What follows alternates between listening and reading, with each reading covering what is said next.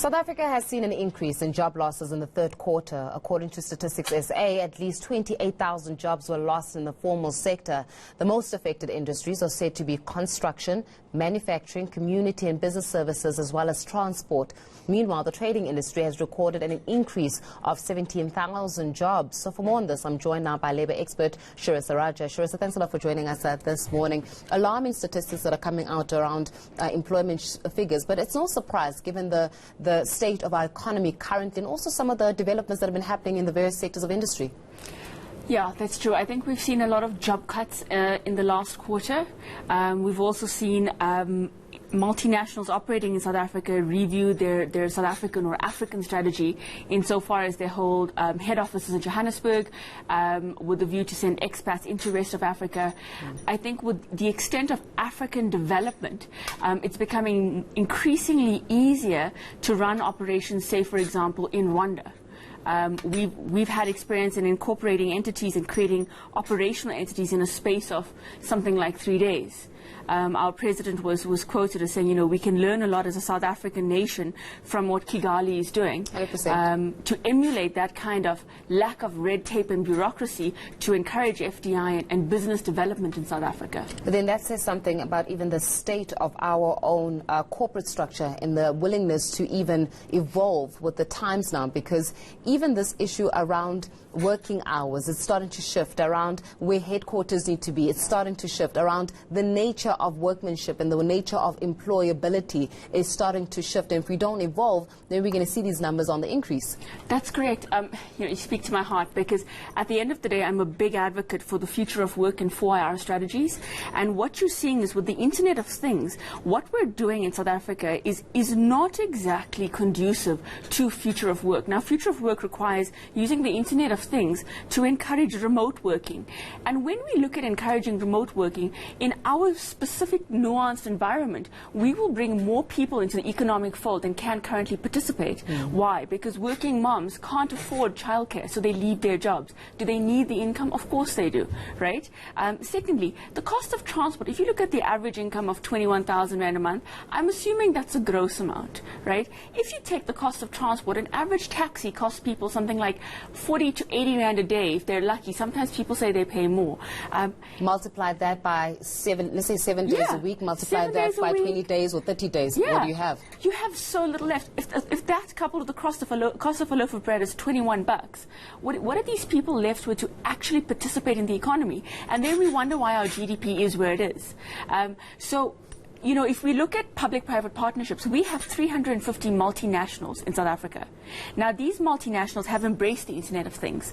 They're looking at 4-hour strategies. So the fact that they're in South Africa doesn't mean that they can't. They're just nuancing it for the particular environment.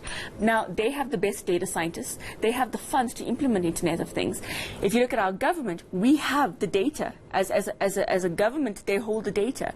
Now, public-private partnerships, like if you look at Singapore and the Smart Nation project, the government has availed the data to its private citizens, and the corporations or the entrepreneurs have disrupted using the data that the government has made available to it. And what the Smart City Nation project says in Singapore is that results in a better lived experience for their people. Yeah. And if we try and do some of that in South Africa, we might not have the kind of immigration statistics we have, which we're keeping secret for some reason. You know, we could work with the multinationals and create an environment where, yes, we'll have unemployment, and yes, things are still in a downward spiral, but we can stop it. We can stop the bleeding and start reviving our operations so that we do encourage FDI. But moreover, we encourage our own entrepreneurs to stay in South Africa, and we encourage people to gig their time and monopolize their own time by giving the services that the entrepreneurs need.